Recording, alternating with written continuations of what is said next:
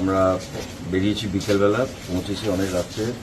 Thank you, এখানকার সবাই আমাদের অনেকটা সাপোর্ট করেছেন এবং আমরা ফাইনালি যেটার জন্য এখানে আসা, আজকে আমাদের রাহুলের স্ত্রী মানে আমাদের প্রিয়াঙ্কা আজকে অফিসিয়ালি এফআইআর লঞ্চ করবেন অনেকটা রাত্রিরে, কিন্তু আমাদের এখান থেকে প্রচুর সহযোগিতা পেয়েছি, এটার জন্য আমাদের আশা।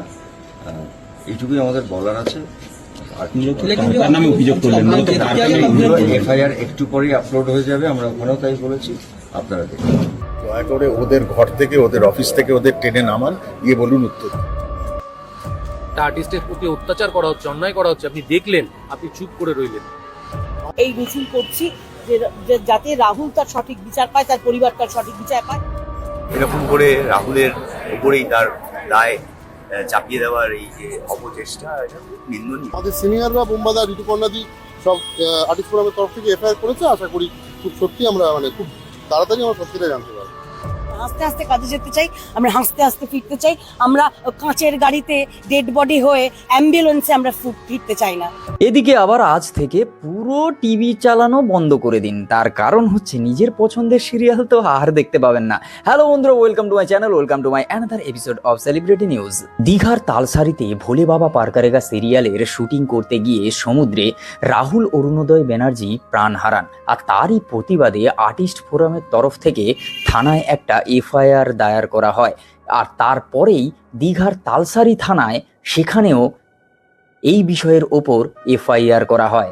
গতকাল রাত্রে আমরা আপনাদের জানিয়েছিলাম কি কারণে আমরা কি করতে চলেছি, আপনারা সবাই জানেন। তো সেই মতো আজকে আমরা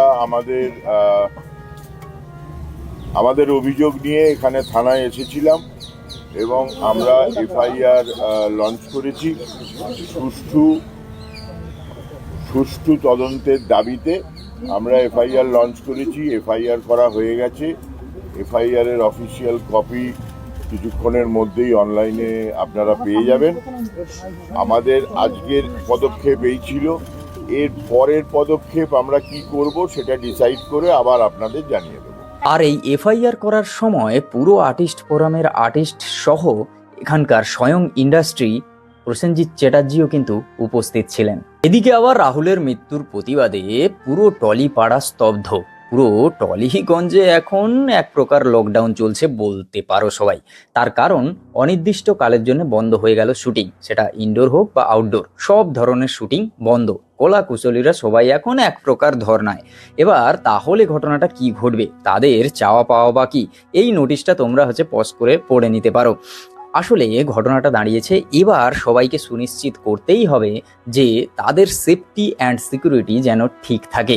এই বিষয়টার প্রতিবাদে আর্টিস্ট ফোরামের তরফ থেকে এবং যত কলাকুশলী আছে সবাই মিলে পুরো এক প্রকার স্ট্রাইক করেছে বলতে গেলে। আর অনির্দিষ্টকালের জন্য বন্ধ হয়ে গেল টলিগঞ্জের স্টুডিও পাড়া। তাহলে এদিকে কি আবার জিতের সিনেমার ডেট পিছিয়ে গেল? হ্যাঁ, ব্যাপারটা তাই শোনা যাচ্ছে এখন সোশ্যাল মিডিয়ায়। মেকার্সদের তরফ থেকে একেবারে ডিরেক্টলি পুরো জিনিসটাকে ঠিকঠাক বলে এখনো করে অ্যানাউন্স করা হয়নি দেখতে গেলে। কিন্তু আসলে ঘটনাটা কি উড়ে বেড়াচ্ছে, ঘটনাটা হলো মে মাসের ওই 27 তারিখ নাগাদ কেউ বলে বিপ্লবী, কেউ বলে ডাকাত, মোটামুটি মে মাসে রিলিজ হওয়ার কথা ছিল। কিন্তু সেটা নাকি রিলিজ হবে না, সেটা পুরো সোজা চলে যাবে ক্রিসমাসে, মানে দেবের টনিক টুর সঙ্গে। তাহলে এবারে 2026-এ সবাই যেই জিনিসটা আশা করেছিল আসলে সেই জিনিসটা হবে, সেটা দেব ভার্সাস জিৎ। তাহলে ব্যাপারটা যদি এই হয় তাহলে তোমাদের কি মতামত? তাহলে জিতবে কে? টনিকের যে একটা ফ্র্যাঞ্চাইজি ভ্যালু রয়েছে সেই সূত্রে টনিক 2 জিতে যাবে, না এখানে কেউ বলে বিপ্লবী, কেউ বলে ডাকাত পুরো দর্শকের মন জয় করে নেবে? তাহলে কে জিততে পারে ক্রিসমাস? যদি এটা হয়ে থাকে তো অবশ্যই কমেন্ট করে জানাও। এদিকে আবার প্রেস কনফারেন্সে ঋত্বিক রোশনকে একটা প্রশ্ন করাতেই তিনি একটা বেশ ভালো উত্তর দিয়েছেন। তাকে প্রশ্ন করে বসেন হঠাৎ যে এই রামায়ণ যে সিনেমাটা নিয়ে এত কন্ট্রোভার্সি চলছে, যেভাবে তার ভিএফএক্স নিয়ে আলোচনা চলছে, তাতে ঋত্বিক রোশনের মতামত কি? তিনি বললেন যে টাকা কোনো ম্যাটার করে না, টাকা দিয়েই যে সবসময় ভালো কাজ হবে তা কিন্তু নয়। তাহলে ঘটনাটা কোথায়? ঘটনাটা এক্সিকিউশনে, কিভাবে পুরো ব্যাপারটাকে প্লেস করা হয়েছে সেই বিষয়ের ওপরে তিনি খোঁচা দিয়ে তাহলে কি এই বিষয়টা বোঝাতে চাইলো যে বেশি টাকা লাগানো হয়েছে বলেই যে ভিএফএক্স ভালো হবে তা কিন্তু নয়। রামায়ণ দুটো পার্টে আসবে, 2026 আর 2027, আর এই দুটো পার্টের পুরো বিষয়টা নিয়ে কন্ট্রোভার্সি এখন থেকেই শুরু হয়ে গেছে। তুলনা শুরু হয়ে গেছে বারাণসী মুভিটার সঙ্গে। এস রাজামৌলির সঙ্গে তুলনা হবে না, এটা তো হতে পারে না। যখন বাজেট প্রচুর থাকে আর কথা যখন ভিএফএক্স এর আসে, তখন এস রাজামৌলির বিষয়টা নিয়ে আলোচনা হবে, এটাই তো স্বাভাবিক। তাই বারাণসীর সঙ্গে রামায়ণ সিনেমাটাকে নিয়ে বেশ তুলনা করা হচ্ছে, আর এটা ক্রিটিসাইজ করতেও কেউ ছাড়ছে না। কালকের এদিকে আবার টাটা আইপিএল 2026-এর চমক একটু আলাদা। তার কারণ কালকের ম্যাচটা তোমাদের সবার নিশ্চয়ই এখনো গায়ে কাঁটা দিচ্ছে, আর আনন্দে প্রায় ঝুমঝুম ব্যাপারটা হচ্ছে, তাই তো? তার কারণ সিএসকে আর আরসিবির যে ম্যাচটা কালকের ছিল, ম্যাচ কম হাইলাইট বেশি।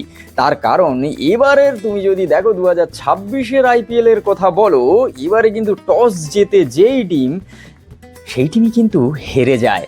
তাই সিএসকে টস জিতে সুন্দর ভাই তারা বল করতে চলে যায়, কিন্তু টার্গেট এত বেশি আরসিবি দিয়ে দেয় যে 250 রান করে ওঠা সিএসকের পক্ষে একেবারে সম্ভব নয় বললেই চলে। 251 টার্গেট একেবারে অ্যাচিভ করায় পুরো নাজেহাল সিএসকে। আর তার উপরে টিম ডেভিডের একের পর এক মার, আর রজত পাতিদারের সুন্দর তাকে হচ্ছে একেবারে কি বলা যায় পার্টনারশিপে সুন্দর করে যে ভাবে সাপোর্ট করে গেছে, এত সাপোর্ট করেছে যে নিজের হাফ সেঞ্চুরি মিস হয়ে গেছে। আর তার উপরে টিম ডেভিডের এত মার, যেটা লোকে বলছে সোশ্যাল মিডিয়ায় খেলা শেষ হওয়ার সঙ্গে সঙ্গেই এটা ম্যাচ কম হাইলাইট বেশি ছিল।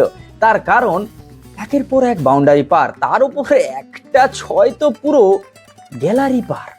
106 মিটারের একটা বড় 6, মানে এটা কিন্তু মনে রাখবে 2026-এর পুরো আইপিএল সিজনটা, এটা আলোচনা হবেই।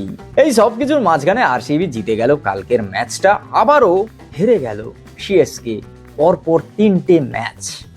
এদিকে আবার আইপিএল এর শেষে একটা নতুন সুখবর আসতে চলেছে। তার কারণ একটা প্রতিবেদনে বেরিয়েছে, BCCI announce new tournament after IPL 2026, BCCI to turn it's focus two Indian red বলস ডেভেলপমেন্ট আফটার আইপিএল 2026।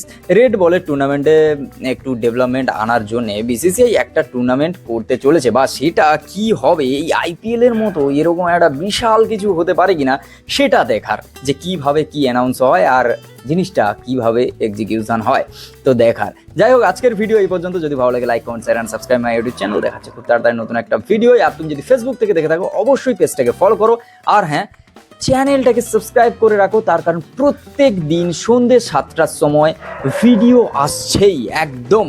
আর এই ভিডিওটা আমি চেষ্টা করছি অনেক আগে দেওয়ার, সন্ধ্যে 7টার থেকেও আগে আপলোড হতে পারে আমাদের সেলিব্রিটি নিউজ। তবে প্রত্যেক দিন যে ভিডিও আসবে এটা কিন্তু একদম ঠিক। তো সাবস্ক্রাইব করে রাখো, আর দেখা হচ্ছে খুব তাড়াতাড়ি নতুন একটা ভিডিও। টাটা।